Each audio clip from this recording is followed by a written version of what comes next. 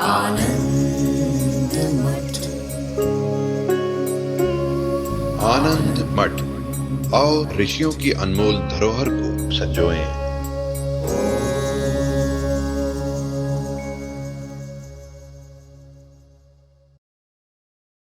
चेतन मन, अवचेतन मन और अचेतन मन में हम केवल चेतन मन को ही देख पाते हैं। अवचेतन मन और अचेतन मन को अनुभव में लाना थोड़ा मुश्किल लगता है।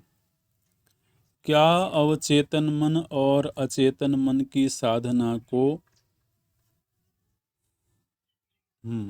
क्या अवचेतन मन और अचेतन मन भी साधना को प्रभावित करते हैं? यदि हाँ, तो इनको नियंत्रण या अनुभव में लाने के लिए क्या प्रयास करना चाहिए?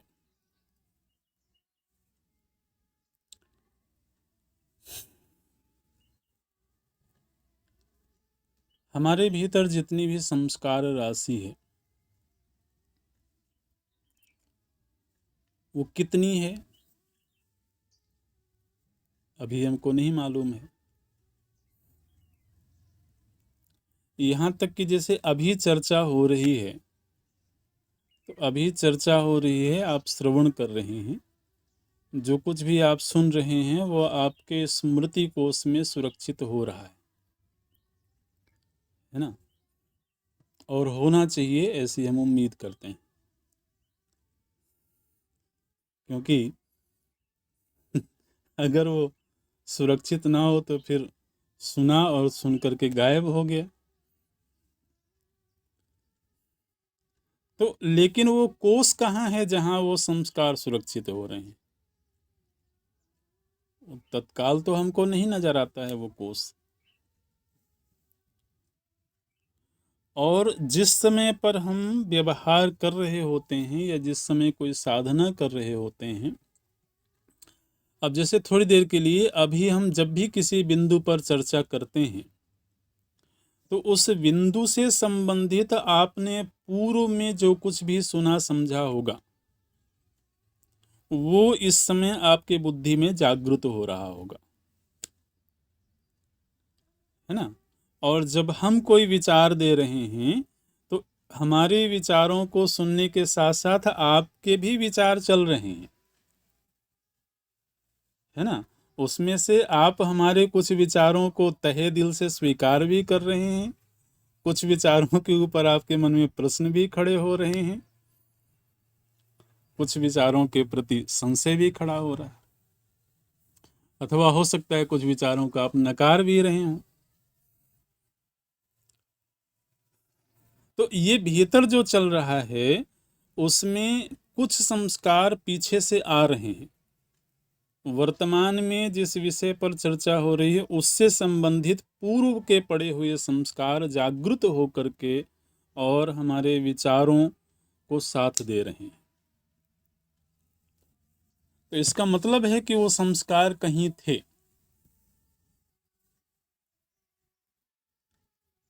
तो वो जहां थे वो अवचेतन मन है, और अभी जो संस्कार पड़ रहे हैं वो भी वहीं जाकर के सुरक्षित हो रहे हैं। जो चेतन मन है, वर्तमान में जो व्यवहार कर रहा मन है, वो मन है जो तत्काल संस्कारों को जागृत कर करके व्यवहार कर रहा है। लेकिन उन संस्कारों की जागृति से पहले भी संस्कारों का एक पुंज तो हमारे भीतर है, और निश्चित रूप से वो अंतःकरण में ही होगा। तो अंतःकरण में पड़े हुए संस्कार हमारे विचार को, हमारी मान्यताओं को, हमारी साधना को निश्चित रूप से प्रभावित करते हैं। इसलिए पहला प्रश्न तो ये था कि क्या हमारी साधना को अवचेतन या अचेतन मन प्रभावित करता है? तो मन को अभी इस प्रसंग में आप केवल इतना समझें कि संस्कारों का समुच्चय। मन क्या है? तो उसकी एक परिभाषा बना लें, संस्कारों का समुच्चय। उनमें से जो संस्कार इसी क्षण जागृत हो गए वो चेतन मन कहला गया। जो संस्कार संचित हैं लेकिन अभी जागृत नहीं, वो अवचेतन मन में है। तो अब निश्चित रूप से संस्कारों को परिमार्जित करना ये तो हमें आज ही करना होगा। तो जो ये प्रश्न पूछा गया है कि उस मन को जो अभी हमारे हाथ में नहीं है उसको कैसे नियंत्रित किया जाए, तो नियंत्रित करने का तरीका है संस्कारों को परिमार्जित करना। तो अगर पूर्व पूर्व से कुछ ऐसे संस्कार हैं, कुछ ऐसी मान्यताएं हैं जो शायद शास्त्र सम्मत नहीं हैं, जो नैतिक नहीं हैं, तो जब हम सात्विक जीवन शैली को अपनाते हैं, जब हम साधना करने लगते हैं, सत्संग करने लगते हैं, तो हमारी वर्तमान की हुई साधना स्वतः ही उस अवचेतन मन को परिमार्जित कर रही है। आप देखिए, हम प्रतिदिन जितना जप करते हैं, ध्यान करते हैं, पूजा करते हैं, श्रवण करते हैं, तो ये आज के दिन की हुई साधना कहीं ना कहीं तो संचित हो रही है ना संस्कार के रूप में। तो इस समय भी हम जो साधना कर रहे हैं वो अवचेतन मन को ही परिमार्जित करने की क्रिया हो रही है। उस मन में जो जितनी मलिनताएं बैठी हुई हैं, उन मलिनताओं का प्रक्षालन वर्तमान की हुई साधना से ही हो रहा है।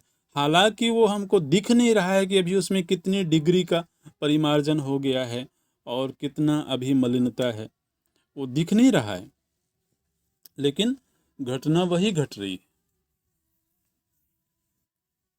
और जैसे जैसे अंतःकरण की निर्मलता बढ़ती जाती है, जब उस निर्मल अंतःकरण का व्यवहार में प्राकट्य होता है, तो हम अनुभव करते हैं कि पहले से कहीं ज़्यादा व्यक्ति संवेदनशील हो गया है, पहले से कहीं ज़्यादा वो पवित्र रहने लगा है, पहले से कहीं ज़्यादा वो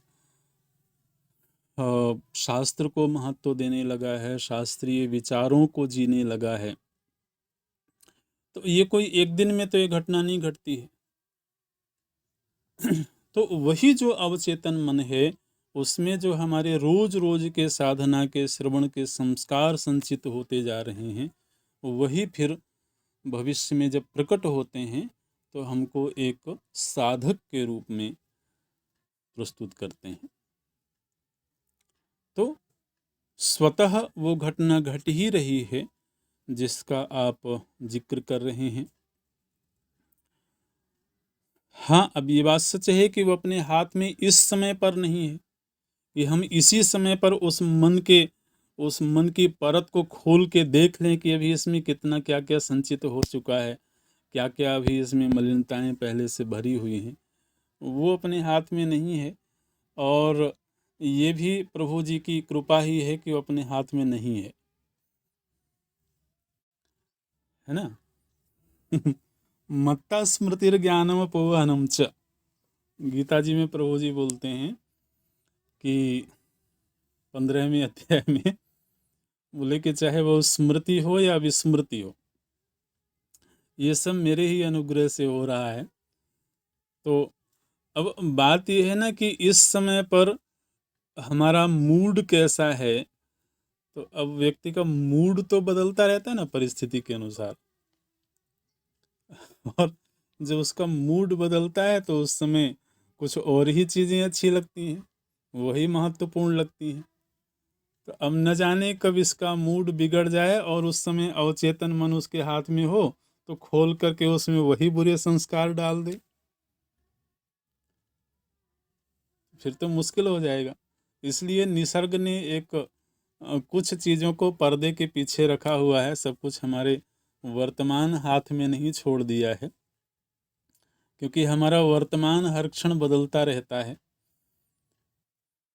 तो अगर सब कुछ ही हमारे हाथ में छोड़ दिया गया होता तो पता नहीं हम कब सब कुछ बिगाड़ करके रख दें। तो कम से कम कुछ ऐसा है जो संचित रहना चाहिए। आप देखिए कि जब हम बाल्यावस्था में होते हैं तो हमारे माता पिता के द्वारा हमें जो डांट पड़ती है, हमें जो सिखाया जाता है, वो सब चीज़ें हमको बहुत अच्छी नहीं लगती हैं। लेकिन अवचेतन मन में वो चीज़ें सुरक्षित हो गई हैं। जब हम बड़े हो जाते हैं और स्वयं माता पिता की भूमिका में आते हैं, तब वो पिटारी खुलती है ना। तब हमको याद आता है कि हमारे माता पिता ने हमारे साथ ऐसा किया था। तब वो चीज़ें अच्छी लगने लगती हैं। मतलब वो संस्कार कहीं अवचेतन मन में सुरक्षित थे ना।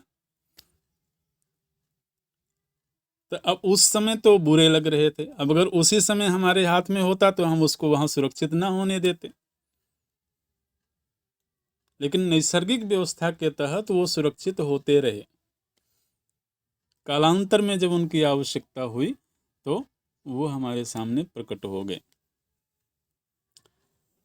इसलिए सब कुछ का हमारे हाथ में होना भी जरूरी नहीं है। और जो हमारे हाथ में है वो ये है कि वर्तमान में जो भी हम संस्कार संचित कर रहे हैं उनको हम शास्त्र सम्मत तरीके से करते चलें, तो फिर वो उस मन को भी पवित्र करते रहेंगे।